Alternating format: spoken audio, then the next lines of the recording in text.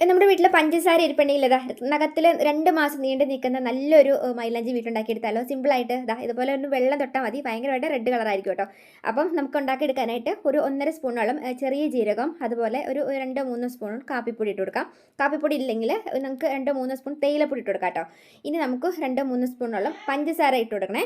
ഇത് നമുക്ക് ഈ ഒരു 3 കൂടി നമുക്ക് ഒന്ന് മിക്സിയുടെ ജാറിലൊന്ന് കറക്കിയെടുക്കാം. നമ്മൾ ഈ മിക്സിയുടെ ജാറിൽ കറക്കിയെടുക്കുമ്പോൾ എന്ന് പറയുമ്പോൾ തന്നെ നമുക്ക് നല്ലൊരു എഫക്റ്റ് കൂടുതൽ കിട്ടും, റെഡ് കളർ കൂടുതൽ കിട്ടും കേട്ടോ.